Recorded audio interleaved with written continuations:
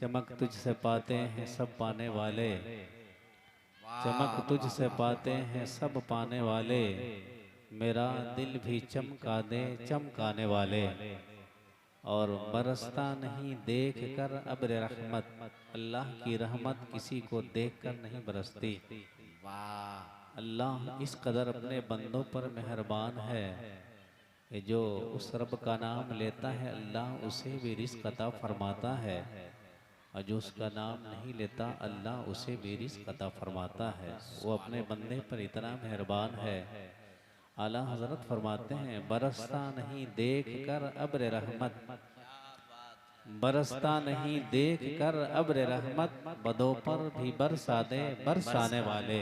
सुभान अल्लाह और तू सुभान जिंदा है वल्ला, तू जिंदा है वल्ला, मेरी चश्मे आलम से छुप जाने वाले। सुभान अल्लाह ज़रा मैंने कुरान मुक़द्दस की आयत करीमा तिलावत फरमाई है,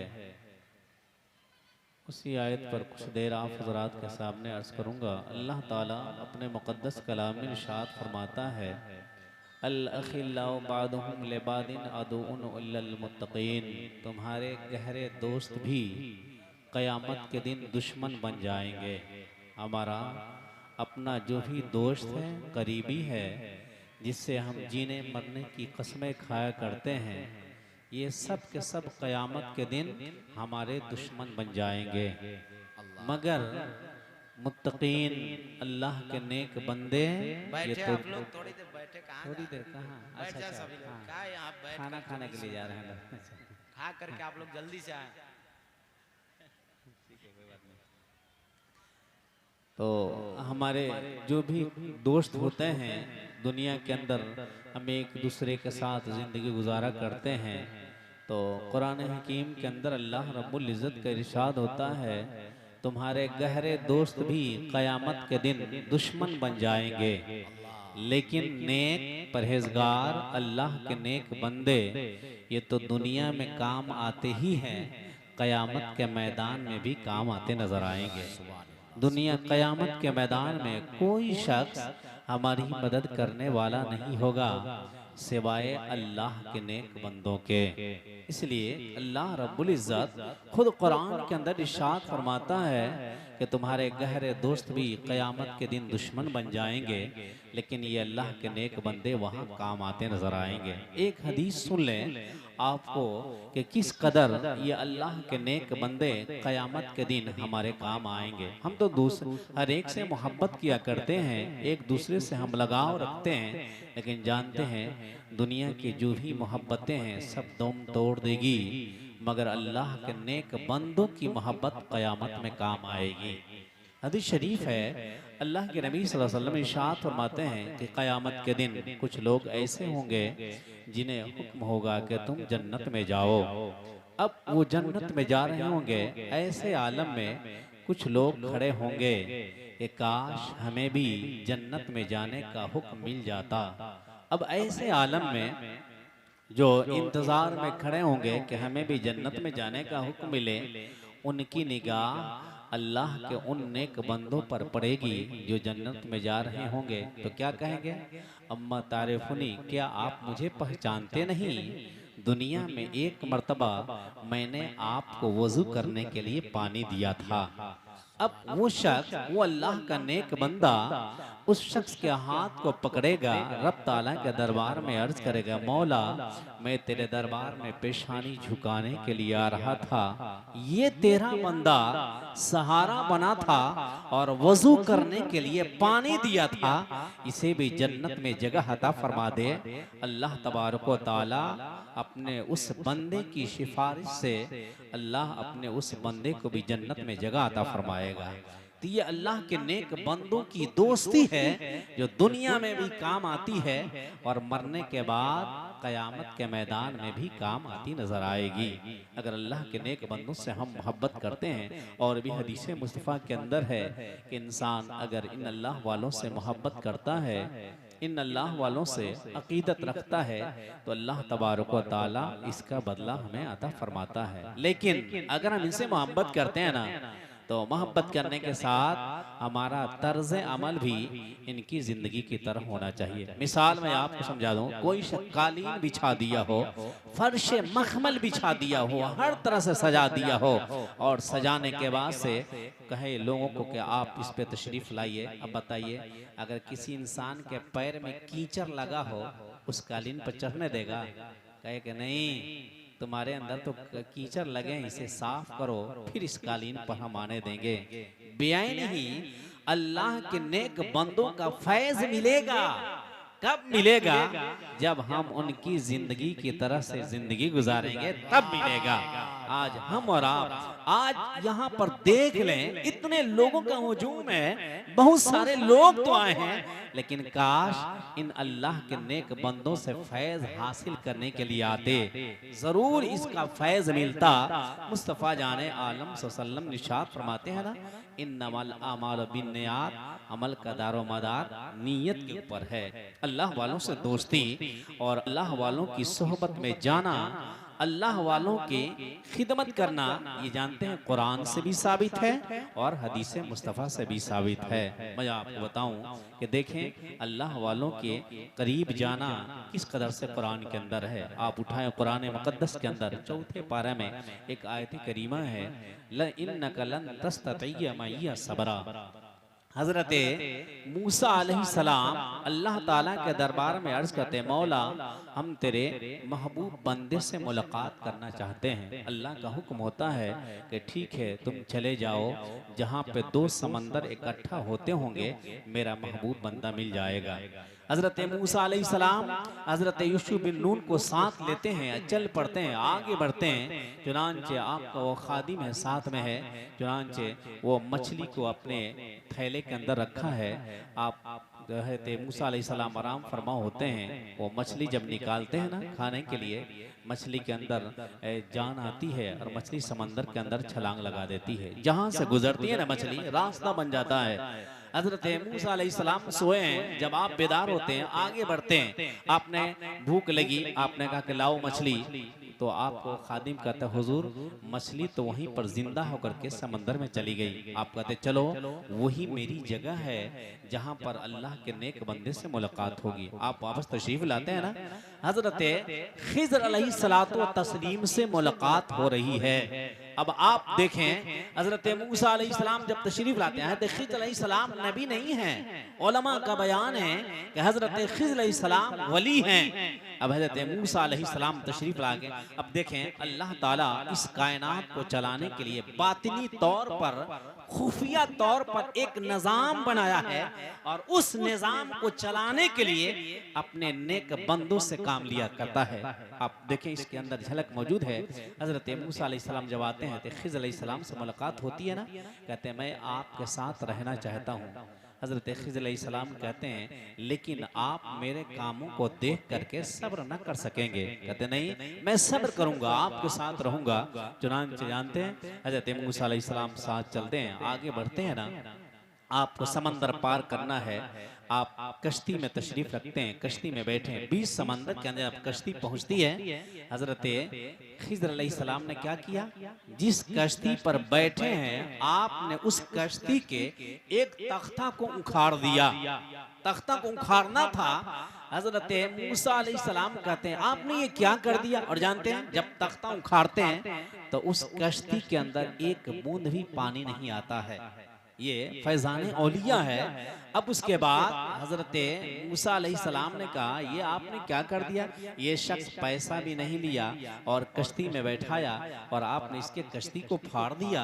खिज़र अलैहिस्सलाम कहते हैं मैंने कहा नहीं था तुम मेरे काम को देख करके सब्र न कर सकोगे। मूसा अलैहिस्सलाम ने कहा कि ठीक है मैं इसके बाद से कुछ नहीं कहूँगा। आप आगे बढ़ते हैं, आप तशरीफ ले जाते हैं। चुनांचे एक बच्चा खूबसूरत था, उसके ऊपर निगाह पड़ी और भी बच्चे खेल रहे थे। हज़रत मूसा अलैहिस्सलाम ने क्या देखा, हज़रत खिज़र अलैहिस्सलाम जाते हैं उस बच्चे को पकड़ते हैं और उसकी गर्दन को मरोड़ देते हैं। फिर हज़रत मूसा अलैहिस्सलाम कहते हैं आपने ये क्या कर दिया। तो है खिल इस्लाम ने कहा, मैंने कहा नहीं था कि तुम मेरे काम को देख करके सब्र ना कर सकोगे। उन्होंने कहा कि ठीक है, आइंदा कुछ नहीं कहूंगा। आप और आगे बढ़ते हैं। चुनांचे एक गांव में पहुंचे, आपने गांव वालों से खाना मांगा, गांव वालों ने कहा कि नहीं, हम खाना नहीं देंगे, खाना भी नहीं दिया और मेहमान भी न रखे। ऐते मूसा अलैहिस्सलाम, ऐते खिल अलैहिस्सलाम जब उस गांव से बाहर चलने लगे, एक दीवार गिर रही थी। ऐते खिल अलैहिस्सलाम ने अपने हाथों से उस दीवार को दुरुस्त कर दिया। ऐते खिल ऐते मूसा अलैहिस्सलाम ने कहा, ये लोग खाना भी नहीं दिए, मेहमान भी नहीं रखे और आपने इस दीवार को सीधी कर दिया, कम से कम इसकी उजरत तो मांग लेते। फिर हजरत मूसा अलैहिस्सलाम ने जब इतना कहा तो हजरत खिज़र अलैहिस्सलाम ने कहा कि मैंने कहा नहीं था कि आप मेरे काम को देख करके सब्र नहीं कर सकेंगे। उसके बाद जानते हैं हजरत खिज़र अलैहिस्सलाम ने फरमाया कि सुनो, मैंने जो उस कश्ती के अंदर तख्ता को उखाड़ दिया, उसका मामला ये था कि जब समंदर वो पार करता, समंदर के उस पार एक बादशाह बैठता, जिसकी कश्ती अच्छी होती उसे ले लेता। मैंने इसलिए उसके अंदर ऐब लगा दिया ताकि ऐब देख करके बादशाह उसकी कश्ती को ना ले। मैंने उस बच्चे के गर्दन को मरोड़ दिया इसलिए कि उस बच्चे के पेशानी पर काफिर लिखा था। हो सकता था अब बाप इसके मोमिन थे, कहीं बेटे की मोहब्बत में आकर के कहीं उनका ईमान तबाह बर्बाद ना होता, इसलिए मैंने उस बच्चे के गर्दन को मरोड़ दिया। और उसके बाद फरमाते हैं मैंने जो दीवार सीधी किया था, मामला ये था उस दीवार के अंदर एक यतीम बच्चे का खजाना छुपा था। दीवार गिरती लोग खजाना ले लेते, इसलिए मैंने उस दीवार को सीधी कर दिया ताकि जिस यतीम का खजाना छुपा है ना, वो उस बच्चे का खजाना जाया ना हो, यही मकसद था। उसके बाद खिज़र अलैहिस्सलाम कहते हैं ये सब काम मैं अपनी जानिब से नहीं कर रहा था, बल्कि ये सारा काम करने के लिए अल्लाह तबारक व तआला ने हमें ये जिम्मेदारी अता फरमाई थी। ये अल्लाह के नेक बंदों का अमल होता है। अल्लाह ताला इस निजाम को चलाने के लिए अपने महबूब बंदों को मुकर्रर कर रखा है। इन्हीं बंदों की वजह से हदीस शरीफ के अंदर है, अल्लाह के नबी सल्लल्लाहु अलैहि वसल्लम इरशाद फरमाते हैं, हजरत अब्दुल्ला इब्ने मसूद फरमाते हैं कि अल्लाह के नबी सल्लल्लाहु अलैहि वसल्लम इरशाद फरमाते हैं कि मुल्क शाम में 40 अब्दाल होंगे, इनकी दुआ से अल्लाह तबारक व तआला आसमान से बारिश का नुज़ूल भी फरमाएगा, इनकी दुआ से अल्लाह तबारक व तआला दुश्मनों पर फतह भी अता फरमाएगा। पता क्या चला, दुआएं अल्लाह के नेक बंदे किया करते हैं, आसमान से बारिश का नुज़ूल खुदाए वहदहु ला शरीक फरमाएगा है। लिहाजा हमें इन कुरान की आयत से, हदीस मुस्तफा से पता चला कि अल्लाह के नेक बंदों से फैज मिला करता है, लेकिन अगर फैज लेने के लिए जाएंगे तब। मैं आपको बता दूं कि अगर हम फैज लेने के लिए जाएं, अगर उस तरह से हमारे अंदर अगर शौक हो, ज़ौक़ हो, तब जाकर के फैज मिलेगा। मैं आपको वाक़या सुनाऊं, हज़रत अब्दुल्ला तमीमी गौसे आज़म रज़ियल्लाहु ताला अन्हु के बचपने का ज़माना है। आप तालीम हासिल कर रहे हैं और आपके 2 और साथी हैं, उनके जमाना में एक गौस थे, अल्लाह के नेक बंदे थे।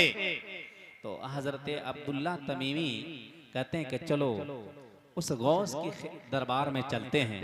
अब तीनों साथी हैं, कहते हैं चलो अल्लाह के उस नेक बंदे के दरबार में चलें। अब जानते हैं तीनों जब अल्लाह के नेक बंदे के दरबार में जाने के लिए कदम आगे बढ़ाते हैं, तो एक ने क्या कहा, अब्दुल्ला तमीमी ने कहा कि मैं उस गौस के दरबार में जाकर के ऐसा सवाल करूंगा। आप देखें, अब जाने के बाद फैज हासिल करना ये हमारे ऊपर डिपेंड है। अगर हमारे दिल के अंदर वैसी सलाहियत हो तो फैज जरूर मिलेगा।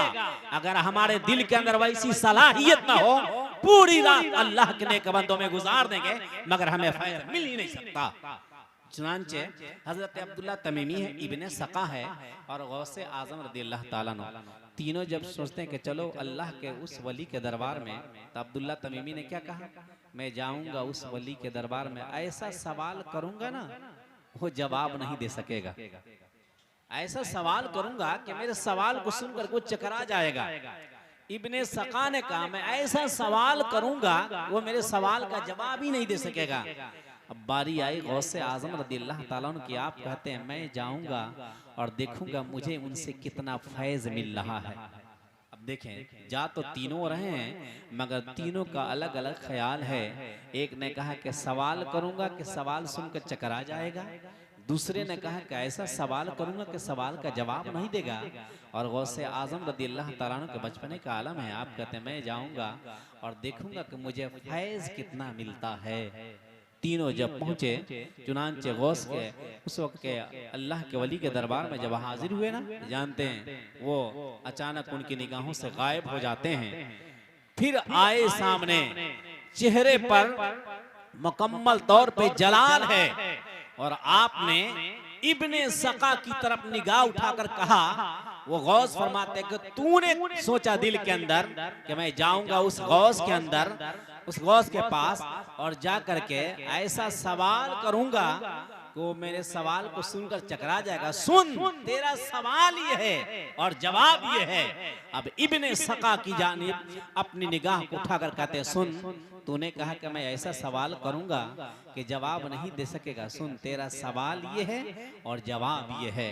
अब गौसे आजम रदियल्लाहु ताला अन्हु की जानिब निगाह उठाते हैं और फरमाते हैं कि अब्दुल कादिर, आप इसलिए आए हैं कि हमें फैज कितना मिल रहा है। आपके इस अदब ने इतना बड़ा मकाम अता फरमाया, मेरी निगाहें वलायत देख रही है।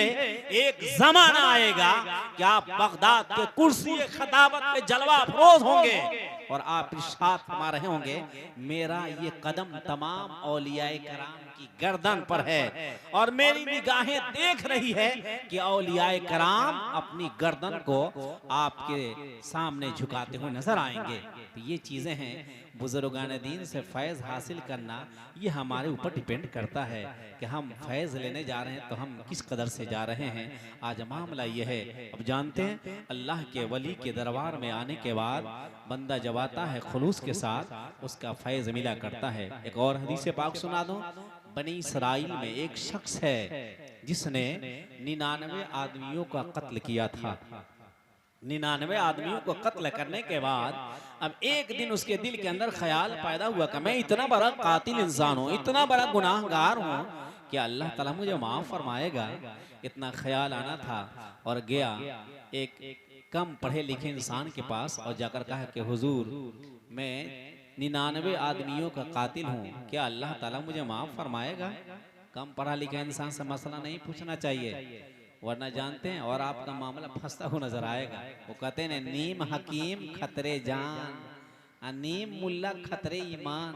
कम पढ़ा लिखा इंसान के पास जाइएगा ना, उसका ईमान तो तबाह बर्बाद होगा ही, आपका ईमान तबाह बर्बाद हो जाएगा। अब वो 99 आदमियों का कातिल था और जाने के बाद से कम पढ़े लिखे इंसान से मसला पूछा कि मैं 99 आदमियों का कातिल हूँ, क्या अल्लाह ताला मुझे माफ फरमाएगा? इतना कहा इतना बड़ा गुनहगार इंसान और माफी की उम्मीद रख रहा है कि यार ये 99 की गिनती काहे अधूरी रहे, काहे ना 100 मुकम्मल हो जाए। उठाया, उनका भी काम तमाम कर दिया, 100 आदमियों का कातिल हो गया। इसलिए कहते हैं कि कम पढ़े लिखे इंसान के पास मसला नहीं पूछना चाहिए, वरना आपने सुना होगा ना कि आज क्या मामला है। आप हदीस शरीफ सुने होंगे कि उलमा का सोना और आबिद की इबादत करना ये बराबर है। अब एक शख्स पहुंचा, इबलीस जो है ना शैतान, एक आबिद जो बहुत बड़ा इबादत गुजार था, उसके पास गया शीशी लेकर, कहा कि क्या अल्लाह ताला इस शीशी के अंदर पूरी दुनिया को रख सकता है? कहा क्या रे, पूरी दुनिया को इस छोटी सी शीशी के अंदर ये कैसे हो सकता है? अब जानते हैं शैतान ने जब पूछा कि क्या अल्लाह ताला पूरी दुनिया को शीशी के अंदर बंद रख सकता है, तब तो आबिद थे, इबादत गुजार थे, पढ़े लिखे नहीं थे। कहा नहीं, ये कैसे हो सकता है छोटी सी शीशी के अंदर पूरी दुनिया को? क्या मामला? आबिद की पूरी इबादत बेकार। अब उसके बाद एक दिन वही शैतान सुबह सवेरे चला आलिम दीन के पास और आया, कहा कि क्या एक मसला पूछना है, बताइए। कहा कि जल्दी पूछो। कि क्या अल्लाह ताला इस शीशी के अंदर तमाम दुनिया को रख सकता है? कि नादान, ये जो शीशी एकदम बहुत छोटी है, बहुत बड़ी है। अल्लाह ताला चाहे ना तो सुई के नाक के अंदर भी पूरी दुनिया को रख सकता है। इसीलिए कम पढ़े लिखे इंसान से मसला नहीं पूछना चाहिए, आलिम दीन के दरबार में जाना चाहिए, उनसे मसला पूछना चाहिए। आपका मामला भी हल होता नजर आएगा और आपके ईमान के अंदर ताजगी भी पैदा होगी। चुनांचे अब तो 100 आदमियों का कातिल हुआ, फिर कुछ दिनों के बाद उसके दिल के अंदर ख्याल आया कि मैं इतना बड़ा पापी इंसान हूँ, इतना बड़ा गुनहगार इंसान हूँ, क्या अल्लाह ताला मुझे माफ फरमाएगा? आया एक आलिम दीन के पास और कहा कि हुजूर, मैं इतना बड़ा कातिल हूँ, मैंने 100 आदमियों का कत्ल किया है, क्या अल्लाह ताला मुझे माफ फरमाएगा?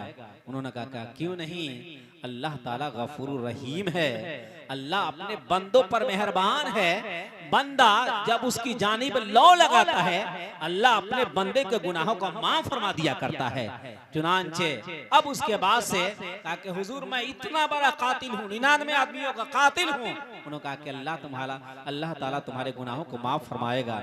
उसके बाद उन्होंने कहा कि सुनो, यहाँ से कुछ दूरी पर चले जाओ, अल्लाह के चंद नेक बंदे रहा करते हैं, उनके दरबार में जाओ और जाने के बाद से उनके हाथों पर हाथ दे दो, तौबा इस्तिगफार कर लो, अल्लाह ताला तुम्हारे गुनाहों को माफ फरमा देगा। अब जानते हैं, इतना जब वो शख्स सुनता है, दिल के अंदर ख्याल आता है, मचल जाता है। अब चला अल्लाह के नेक वली, नेक बंदे के पास, अल्लाह के नेक बंदों के पास, वली औलियाए कराम की सोहबत में चला। किस लिए? अपने गुनाहों का तौबा उनको गवाह बना करके करने के लिए। जानते हैं, कुछ दूर चला, तब तक के हजरत इज़राइल अलैहिस्सलाम तशरीफ लाते हैं, उसकी रूह को कब्ज कर लेते हैं। अब तो वो इंसाल हो गया, इंतकाल हो गया। जो ही उसकी रूह परवाज होती है, जन्नत के फरिश्ते भी हाजिर और जहन्नम के फरिश्ते भी हाजिर। जन्नत के फरिश्ते कहते हैं हम इसे जन्नत में ले जाएंगे, इसलिए कि ये अल्लाह के नेक बंदों की तरफ जा रहा था, तौबा करने जा रहा था। और जहन्नम के फरिश्ते कहते इतना बड़ा गुनहगार है, 100 आदमियों का कातिल है, लिहाजा हम इसे जहन्नम में ले जाएंगे। अल्लाह की करम नवाजी देखें, अल्लाह अपने बंदे पर इतना मेहरबान है, अल्लाह इतनी मोहब्बत करता है अपने बंदे से कि मैं एक मिसाल दूं कि ठंडी का आलम हो, आप देखते होंगे, उस ठंडी के आलम में किसी माँ के पास 6 महीने का बेटा हो, 6 महीना का बच्चा हो, और उस ठंडी के आलम में अगर बच्चा पूरे बिस्तर पे पेशाब कर दिया करता है, माँ क्या करती है, उस बच्चे को अपने सीने से लगा करके पूरी रात गुजार दिया करती है। इस कदर माँ अपने बेटे से मोहब्बत करती है कि अपने बेटे को सीने से लगाकर उस गीले बिस्तर पे सो जाती है, अपने बेटे को सीने से लगा करके पूरी रात गुजार देती है। तो आखिर सवाल होगा, माँ इतनी मोहब्बत क्यों करती है, माँ इतनी कुर्बानी अपने बेटे के लिए क्यों देती है? जवाब होगा इसलिए कि माँ ने अपने बेटे को जन्म दिया है। जरा सोचिए, जब जन्म देने वाली माँ इतनी मोहब्बत करती है, जिस रब ने पैदा किया है वो हमसे कितनी मोहब्बत करता होगा। 70 माओं से ज्यादा अल्लाह अपने बंदे से मोहब्बत करता है, 70 माओं से ज्यादा अल्लाह अपने बंदे से प्यार करता है। मैं आपको बताऊं कि आप देखें, हजरत इब्राहिम अलैहिस्सलाम उस वक्त तक खाना नहीं खाते जब तक कि आपके घर में कोई मेहमान नहीं आ जाता। आप तो शाम के 4 बजे हो, और शाम के 4 बजे अगर कोई शख्स अपने घर जाए, अपने बीवी से कहे 4 आदमी का खाना पकाना है, यही टाइम मिला था मेहमान के आने का। लेकिन नहीं, मेहमान का आना घर के अंदर बरकत है। अल्लाह के नेक बंदों का आलम ये होता, घर में मेहमान नहीं आता तो क्या कहते, अल्लाह मेरे रिज़्क़ की बरकत न चली जाए, 2 रोज से मेरे घर में जो मेहमान नहीं है। अल्लाह के नेक बंदे जब मेहमान नहीं आते सोचते कहीं मेरे घर से बरकत तो न चली गई है। तो ये आलम हजरत इब्राहिम अलैहिस्सलाम उस वक्त तक खाना नहीं खाते जब तक कि आपके दस्तरखान पे कोई मेहमान नहीं आता। अल्लाह अपने बंदे से कितनी मोहब्बत करता है आप देखें। अब शाम का वक्त है, एक मजूसी है, कलमा पढ़ने वाला नहीं है, एक अल्लाह का मानने वाला नहीं है, है इब्राहिम अलैहिस्सलाम ने उसके हाथ को पकड़ा और कहा कि चलो मेरे दस्तरखान पर बैठो, खाना खाओ, अल्लाह का नाम लो। उसने कहा खाना खाऊंगा मगर अल्लाह का नाम लेकर के नहीं खाऊंगा। है इब्राहिम अलैहिस्सलाम ने कहा जब तो मेरे रब का नाम नहीं लेगा ना, हम तुझे खाना भी नहीं खिलाएंगे। आपने उसे वापस कर दिया। कुछ दूर गया ना, सैयदुल मलाइका हजरत जिब्रील आमीन हजरत इब्राहिम अलैहिस्सलाम की खिदमत में तशरीफ लाते हैं। क्या कहते हैं इब्राहिम अलैहिस्सलाम, आपने अल्लाह के उस बंदे को खाना क्यों नहीं खिलाया? अल्लाह अकबर। जब इतना सुनते हैं अल्लाह ताला का इरशाद होता है इब्राहिम उसकी उम्र कितनी है? तो इब्राहिम अलैहिस्सलाम अर्ज करते हैं मौला उसकी उम्र 70 साल की है। अल्लाह ताला फरमाता है 70 साल में एक मर्तबा भी मेरा नाम नहीं लिया, 70 साल में एक मर्तबा भी मेरे दरबार में अपनी पेशानी नहीं झुकाया, मगर कभी हमने तो उसके ऊपर रिज़्क का दरवाजा बंद नहीं किया, खाना बंद नहीं किया, पानी बंद नहीं किया। मगर इब्राहिम अलैहिस्सलाम आपने उसे एक वक्त खाना नहीं खिलाया। जब इतना सुनते हैं आप उसके पास जाते, कहते चलो मेरे घर और खाना खाओ। कहा कि खाना खाऊंगा मगर आपके रब का नाम लेकर के नहीं खाऊंगा। इब्राहिम अलैहिस्सलाम ने कहा कि ठीक है, तू मेरे रब का नाम ना लेकर खाना चलो। जब आया उसने बेकरारी देखा कि ये तो अपने दस्तरखान से भगा दिए थे, फिर दोबारा ला करके हमें खाना खिलाते हैं। तो उसने आप पूछा कि आखिर ये बताइए क्या मामला है कि दोबारा आप मुझे खाना खिलाना चाहते हैं? इब्राहिम अलैहिस्सलाम कहते सुनो, मेरा रब फरमाता है कि 70 साल में एक मर्तबा भी मेरा नाम नहीं लिया, मगर कभी हमने रिज़्क का दरवाज़ा बंद नहीं किया। इब्राहिम तूने एक वक्त खाना नहीं खिलाया। जब वो बंदा सुनता है ना, क्या कहते इब्राहिम अलैहिस्सलाम, खाना बाद में खाऊंगा, उस रब का कलमा पहले पढ़ूंगा जो रब इतनी मेहरबानियां फरमा रहा हो, जो रब इस कदर हमारे ऊपर मेहरबानियां फरमा रहा है। मैं कैसा उसका नकारा बंदा उसका नाम नहीं लेता हूँ, वो रब इस कदर हमारे ऊपर रहमो करम की बरसात फरमाता है। यहाँ पे एक जुमला और कहूँ, अल्लाह जब अपने बंदे से नाराज होता है ना, सूरज को हुक्म नहीं देता कि मेरे बंदे के घर में रोशनी नहीं पहुंचाना है। अल्लाह जब अपने बंदे से नाराज होता है, चांद को हुक्म नहीं देता कि मेरे बंदे के घर में रोशनी नहीं पहुंचाना है। अल्लाह जब अपने बंदे से नाराज होता है, पानी बंद नहीं करता, खाना बंद नहीं करता। अल्लाह जब अपने बंदे से नाराज होता है ना, इबादत करने की तौफीक छीन लेता है, नेक काम करने की तबीयत खत्म हो जाती है। जब अल्लाह अपने बंदे से नाराज हो जाता है, आप सोचिए अगर इतने लोग यहाँ पे आए हैं, कुछ लोग यहाँ पे आकर के महफिले पाक में सुनकर बैठकर अल्लाह उसके रसूल बुजुर्गाने दीन के तज़किरे सुन रहे हैं, जो यहाँ पर नहीं आए सोचे क्या मामला है यार, मेरा भाई बैठा है मैं नहीं जा रहा हूँ। वजह ये है कि अल्लाह अपने उस बंदे से नाराज है, वरना वो बंदा वहां नहीं होता, इस मजलिस पाक में जरूर आकर के बैठा होता। मस्जिद के अंदर कोई नमाज पढ़ने जा रहा, दो इंसान है, एक चला गया बाजार के अंदर, एक चला गया मस्जिद के अंदर। बाजार जाने वाला सोचे क्या मामला है, अजान की आवाज तो मैंने भी सुना है, उसने भी सुना है, मगर उसके कान से आवाज पहुंची, दिल तक आवाज पहुंच गई, मेरे दिल तक आवाज नहीं पहुंची। वजह यही है कि मेरा मौला मुझसे नाराज है। इसलिए हम अल्लाह अगर मेहरबानी फरमाता है तो अपने बंदे के गुनाह को माफ फरमा दिया करता है। अब सुने, अल्लाह का वो बंदा जब इंतकाल किया, रहमत के फरिश्ते भी हाजिर हैं, जहन्नम के फरिश्ते कहते हैं हम इसे जन्नत में ले जाएंगे, जहन्नम में ले जाएंगे, 100 आदमियों का कातिल है। जन्नत के फरिश्ते कहते हैं हम इसे जन्नत में ले जाएंगे, इसलिए कि अल्लाह के नेक बंदे के दरबार में जा रहा था ना। जानते हैं इतना होता है, अल्लाह ताला का हुक्म है फरिश्तों जमीन की पैमाइश करो, जमीन को नापो, अगर अपने घर के करीब मरा है तो इसे जहन्नम के फरिश्ते ले जाएंगे, अगर ये अल्लाह के वली के घर के करीब मरा है तो इसे जन्नत के फरिश्ते ले जाएंगे। सुभान अल्लाह। अब अल्लाह की करम नवाजी देखिए, अल्लाह ताला हुक्म देता है जमीन को नापो। इधर जानते हैं जमीन के पैमाइश करने के लिए अल्लाह हुक्म दे रहा है, और कहाँ मरा था जानते हैं? अपने घर के करीब ही, अभी तक कुछ ही दूर चला था तब तक इंतकाल कर गया था। इधर फरिश्ते जमीन नाप रहे, उधर अल्लाह का हुक्म बताए जमीन सिमट जा, अल्लाह के वली की जानिब कम हो जा और उसके घर की जानिब ज्यादा हो जा।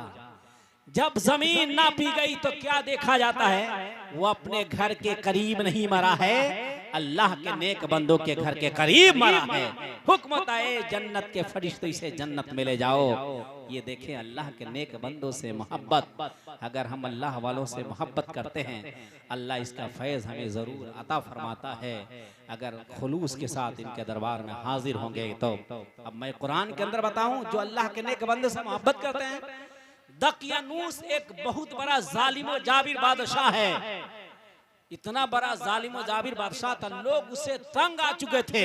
उसके जमाने में ना चंद अल्लाह के नेक बंदे थे, रात की तारीकी में दकियानूस बादशाह के जुल्म से वो जानते हैं बच करके रात की तारीकी में जाने लगे। जब रात की तारीकी में जाने लगे तो उनके पास एक कुत्ता रहता था। जब वो लोग अल्लाह के नेक बंदे रात की अंधेरे में जाने लगे ना तो कुत्ता भी साथ साथ चल पड़ा। तो क्या कहते हैं अल्लाह के नेक बंदे उस कुत्ते से कहते हैं तू साथ में चलेगा, बोलेगा हम लोग पकड़े जाएंगे, इसलिए तू हमारा साथ छोड़ दे। जानते हैं वो कुत्ता कहता है वो और कुत्ते होते हैं जो आपको देख करके बोला करते हैं हम तो वो हैं कि जिएंगे तो आपकी सोहबत में, मरेंगे तो आपकी सोहबत में। अब उस कुत्ते की मोहब्बत अल्लाह के वली से अल्लाह को इतनी ज्यादा पसंद आई कि अल्लाह पाक ने उसका तज़किरा कुरान मुक़द्दस में फरमा दिया, वक़ल्बुहुम बासितुन ज़िराइहि बिल वसीद, और उनका कुत्ता अपनी कलाई को उनके चौखट पे फैलाया। जानते हैं अल्लाह के उन नेक बंदे जब दकियानूस बादशाह के मुल्क छोड़कर जाने लगे ना, एक गार के अंदर, एक पहाड़ के अंदर दाखिल हुए। जो ही एक पहाड़ के अंदर दाखिल हुए ना तो जानते हैं उस बादशाह ने क्या किया कि जिस रास्ते से अंदर दाखिल हुए थे उसके मुंह पर दीवार को जड़वा दिया और सोचा क्या कि इसी के अंदर मर जाएंगे, खत्म हो जाएंगे। लेकिन उस बादशाह को मालूम नहीं था कि फानूस बन के जिसकी हिफाजत हवा करे वो शमा क्या बुझे जिसे रोशन खुदा करे। उस नादान को पता नहीं था कि जिसको खुदाए वहदहु ला शरीक जिसकी हिफाजत करे कौन मार सकता है। जानते हैं अल्लाह के वली उस पहाड़ के अंदर दाखिल हुए, दीवार को जोड़ दिया। अब 1-2 साल नहीं बल्कि कई 100 साल तक उसी पहाड़ के अंदर रहे। अब अल्लाह का इंतजाम देखिए, जो अल्लाह से मोहब्बत करता है ना अल्लाह उसकी हिफाजत कैसे फरमाया करता है। जब उस पहाड़ के अंदर दाखिल हो गए, उसी पहाड़ के अंदर है, सूरज को भी अल्लाह ताला हुक्म दे दिया सूरज में निकलता ना तो जानते हैं जहाँ पे अल्लाह के नेक बंदे लेते थे कभी बाएं जानिब से निकलता और कभी बाएं जानिब से हो जाता। कहीं सूरज की तपिश जब पहाड़ पे पड़े तो इन अल्लाह वालों को तकलीफ ना हो। एक जमाना तक उसी गार के अंदर रहे। अब कुछ जमाना के बाद उन्हें भूख का एहसास हुआ। जब बेदार हुए, जानते हैं जब निकले तो उसी वक्त का पैसा लेकर के जब होटल में पहुंचे दिए पैसा का खाना दो, कहा कि ये तो एक जमाना बीत गया, ये सिक्का खत्म हो गया, ये फ्रॉड कर रहा, पकड़ा बादशाह के दरबार में ले गया। जब बादशाह सुना, गया जाकर के देखा तो कहा कि ये अल्लाह के नेक बंदे हैं, दकियानूस बादशाह के ज़माने में अपनी जान की हिफाजत के लिए इसी पहाड़ के अंदर दाखिल हुए थे। कहने का मकसद ये है कि मन काना लिल्लाह काना अल्लाहु लहू, जो अल्लाह का हो जाता है अल्लाह उसका हो जाता है। निगाहें मर्द मोमिन से बदल जाती है तकदीरें, अगर हो ज़ौक़े यक़ी पैदा तो कट जाती है जंजीरें। लिहाजा हम अगर अल्लाह वालों की सोहबत इख्तियार करते हैं ना अल्लाह इनका फैज़ हमें ज़रूर अता फरमाता है। लेकिन इन अल्लाह वालों से सच्ची मोहब्बत हो तब। आखिरी बात ये सुन लें, आखिरी बात ये सुन लें कि इतना मेला लगा, औरतें आई ना, जानते हैं आला हजरत फरमाते हैं कि घर से औरत मज़ार पे जाती है तब और वापस आ जाती है तब तक साहिबे मज़ार, फरिश्ते और अल्लाह की लानत उसके ऊपर हुआ करती है। इसलिए इतनी औरतों का लाने से कोई फायदा नहीं। ये औरतें चाहे तो घर से भी दुआ कर सकती थीं, लेकिन यहाँ आने से फ़ायदा नहीं हुआ, बल्कि इनके नामे अमाल में गुनाहों का इजाफा हुआ। अल्लाह ताला कुरान मुक़द्दस के अंदर इरशाद फरमाता है, अल्लाह ताला कुरान मुक़द्दस के अंदर इरशाद फरमाता है, अल अखिल्लाउ बादुहुम लिबादिन अदुउन इल्लल मुत्तकीन। तुम्हारे गहरे दोस्त भी कयामत के दिन दुश्मन बन जाएंगे। अल्लाह कुरान के अंदर इरशाद फरमाता है, औलिया किराम का शान मकाम मर्तबा क्या है, मैं इधर से उधर से नहीं, कुरान से बयान कर रहा हूँ। अल्लाह कुरान के अंदर इरशाद फरमाता है, अल अखिल्लाउ बादुहुम लिबादिन अदुउन इल्लल मुत्तकीन। तुम्हारे गहरे दोस्त भी कयामत के दिन दुश्मन बन जाएंगे, लेकिन मुत्तकीन नेक परहेजगार लोग ये तो दुनिया में काम आते ही हैं, कयामत के मैदान में भी काम आएंगे। इसलिए अल्लाह वालों से मोहब्बत कीजिए, इनके नक्श कदम पे चलिए, अल्लाह इनका फैज़ हमें ज़रूर अता फरमाएगा। अस्तगफिरुल्लाह रब्बी मिन कुल्लि ज़ंबिन व अतूबु इलैह। पढ़ लीजिए ला इलाहा इल्लल्लाह मुहम्मदुर रसूलुल्लाह सल्लल्लाहु अलैहि वसल्लम।